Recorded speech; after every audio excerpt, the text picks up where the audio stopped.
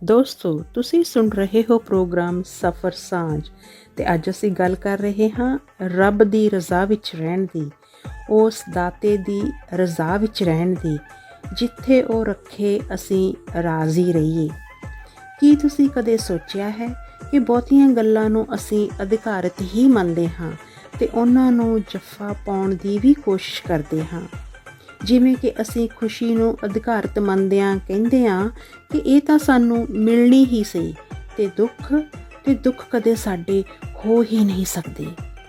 ਅਸੀਂ ਜਨਮ ਤੋਂ ਇੱਕ ਸਧਾਰਨ ਜਾਂ ਆਮ ਇਨਸਾਨ ਵਜੋਂ ਪੈਦਾ ਹੁੰਦੇ ਹਾਂ ਤੇ ਸਾਡੇ ਸੰਸਕਾਰ ਤੇ ਸਾਡੇ ਮਾਪਿਆਂ ਵੱਲੋਂ ਸਾਨੂੰ ਦਿੱਤੀ ਸੂਝ ਸਾਨੂੰ ਖਾਸ ਬਣਾਉਂਦੀ ਹੈ, ਸਾਨੂੰ ਖੂਬਸੂਰਤ ਬਣਾਉਂਦੀ ਹੈ। ਜਦੋਂ ਸਾਡੇ ਘਰ ਕੋਈ ਨਵਾਂ ਜੀਅ ਜਨਮ ਲੈਂਦਾ ਹੈ ਤਾਂ ਅਸੀਂ ਬੱਚੇ ਦੇ ਲਿੰਗ ਨੂੰ ਲੈ ਕੇ ਪਹਿਲਾ ਸਵਾਲ ਕਰਦੇ ਹਾਂ ਕਿ ਮੁੰਡਾ ਹੋਇਆ ਜਾਂ ਕੁੜੀ। ਪਰ ਜੱਚਾ ਤੇ ਬੱਚਾ ਦਾ ਹਾਲ ਕਦੇ ਨਹੀਂ ਪੁੱਛਦੇ।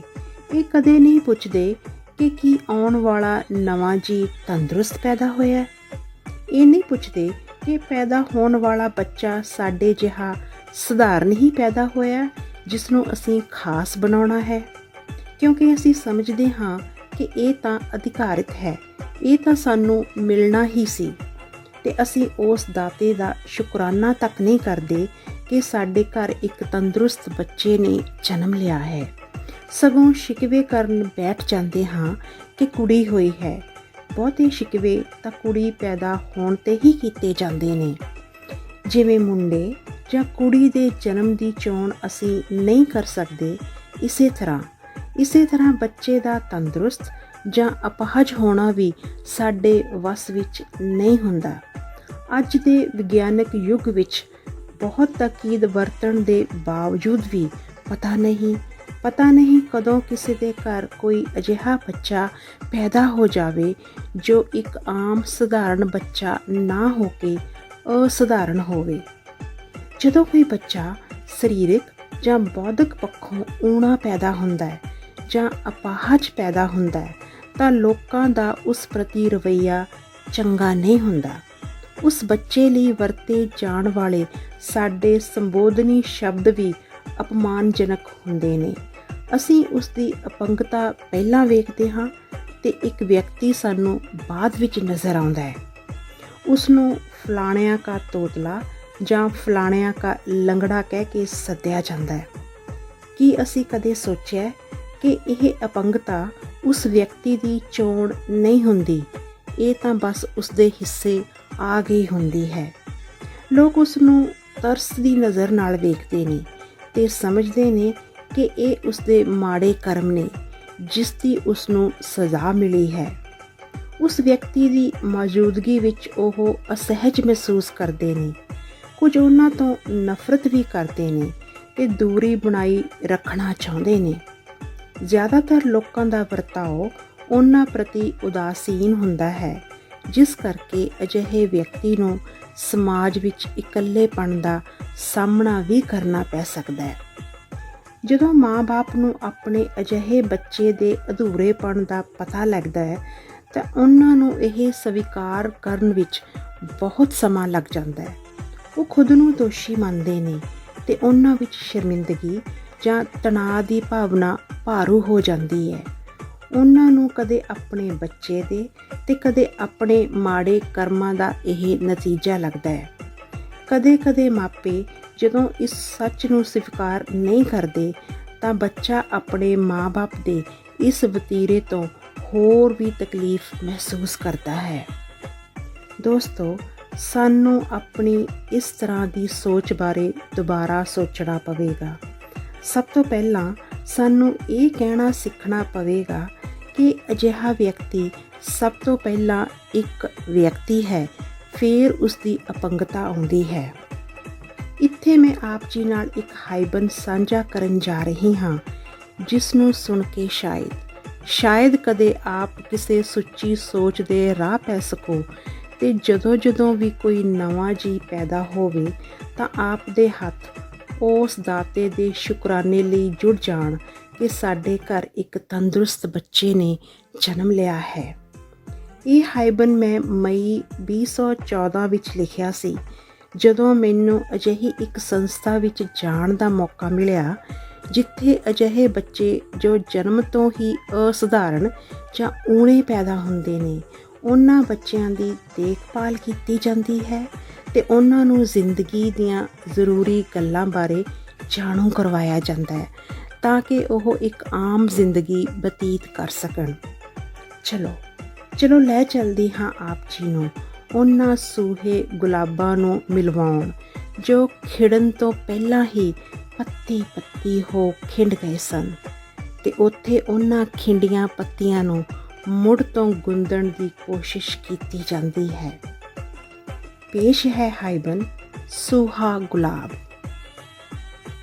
School of special education, children with special needs. ਅੰਦਰ ਵੜਦਿਆਂ ਹੀ ਜਿਵੇਂ ਮੇਰੀ ਸੋਚ ਰੁਕ ਗਈ ਸੀ। ਮੈਂ ਤਾਂ ਜਿਵੇਂ ਸੁੰਨ ਜਿਹੀ ਹੋ ਗਈ ਸਾਂ। ਅੱਧੀ ਛੁੱਟੀ ਦਾ ਸਮਾਂ ਸੀ। ਬੱਚੇ ਸਕੂਲ ਦੇ ਬੜੇ ਵੱਖੋ ਵੱਖਰੇ ਭਾਗਾਂ ਵਿੱਚ ਖੇਲ ਰਹੇ ਸਨ ਜੋ ਵੱਡੀਆਂ ਵੱਡੀਆਂ ਗਰਿੱਲਾਂ ਲਾ ਕੇ ਬਣਾਏ ਹੋਏ ਸਨ। ਇੱਕ ਭਾਗ ਵਿੱਚ ਕੁਝ ਬੱਚੇ ਵੀਲ ਚੇਅਰ 'ਤੇ ਬੈਠੇ ਇੱਧਰ ਉੱਧਰ ਬਸ ਤੱਕੀ ਜਾ ਰਹੇ ਸਨ। ਦੂਜੇ ਭਾਗਾਂ ਵਿੱਚ ਕੋਈ ਬੱਚਾ ਉੱਚੀ ਉੱਚੀ ਚੀਕਾਂ ਮਾਰ ਰਿਹਾ ਸੀ, ਕੋਈ ਕੰਧ ਵੱਲ ਮੂੰਹ ਕਰਕੇ ਟੱਪੀ ਜਾ ਰਿਹਾ ਸੀ, ਕੋਈ ਬੇਹਤਾਸ਼ਾ ਭੱਜੀ ਜਾ ਰਿਹਾ ਸੀ ਅਤੇ ਕੋਈ ਐਵੇਂ ਹੱਥ ਮਾਰ ਬਿਨਾਂ ਸ਼ਬਦਾਂ ਤੋਂ ਹੀ ਆਪਣੇ ਆਪ ਨਾਲ ਗੱਲਾਂ ਕਰੀ ਜਾ ਰਿਹਾ ਸੀ। ਅਚਾਨਕ ਇੱਕ ਬੱਚੇ ਨੇ ਮੇਰਾ ਹੱਥ ਫੜ ਲਿਆ ਅਤੇ ਮੈਨੂੰ ਆਪਣੇ ਵੱਲ ਖਿੱਚਣ ਲੱਗ ਪਿਆ, ਜਿਵੇਂ ਉਹ ਮੈਨੂੰ ਕੁਝ ਦੱਸਣਾ ਚਾਹੁੰਦਾ ਹੋਵੇ। ਮੈਨੂੰ ਭਮੱਤਰੀ ਜਿਹੀ ਖੜੀ ਵੇਖ ਕੇ ਸਕੂਲ ਦਾ ਇੱਕ ਕਰਮਚਾਰੀ ਕਹਿਣ ਲੱਗਾ, ਇਹ ਬੱਚੇ ਬੋਲ ਨਹੀਂ ਸਕਦੇ, ਆਪਣੇ ਹਾਵ ਭਾਵ ਚੀਕਾਂ ਮਾਰ ਕੇ ਜਾਂ ਤੁਹਾਡਾ ਹੱਥ ਫੜ ਕੇ ਪ੍ਰਗਟਾਉਂਦੇ ਨੇ। ਕੁਝ ਬੱਚੇ ਮੂੰਹ ਰਾਹੀਂ ਖਾ ਵੀ ਨਹੀਂ ਸਕਦੇ, ਉਹਨਾਂ ਦੇ ਪੇਟ ਵਿੱਚ ਸਿੱਧੇ ਟਿਊਬ ਨਾਲ ਭੋਜਨ ਪਾਇਆ ਜਾਂਦਾ ਹੈ।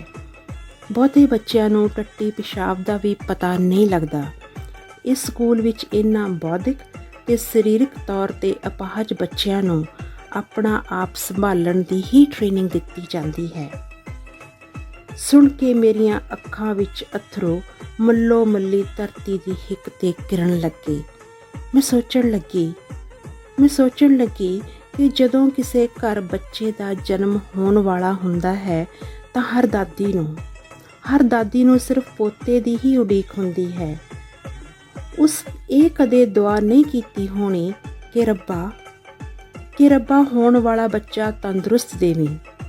ਮੇਰੀ ਸੋਚ ਇਹਨਾਂ ਬੱਚਿਆਂ ਜੋ ਜਨਮ ਤੋਂ ਹੀ ਊਣੇ ਜਨਮੇ ਨੇ ਅਤੇ ਇਹਨਾਂ ਦੇ ਮਾਪਿਆਂ 'ਤੇ ਆ ਕੇ ਅਟਕ ਗਈ ਸੀ। ਚੜ੍ਹਦੀ ਲਾਲੀ ਪੱਤੀ ਪੱਤੀ ਖਿੰਡਿਆ ਸੂਹਾ ਗੁਲਾਬ।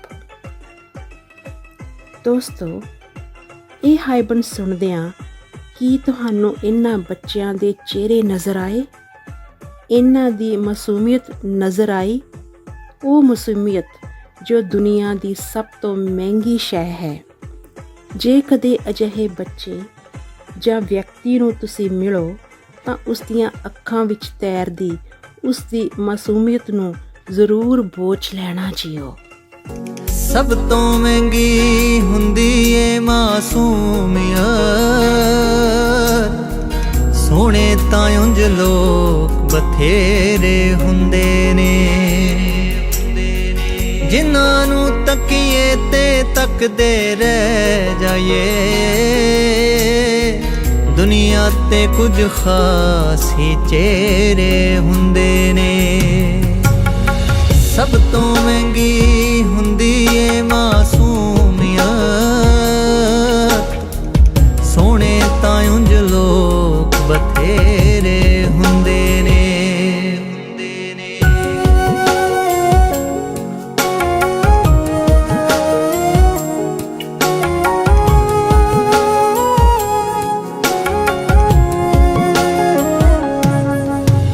ਸ਼ੋਹਰਤ, ਇੱਜ਼ਤ, ਇਲਮ, ਅਮੀਰੀ, ਤਾਕਤਾਂ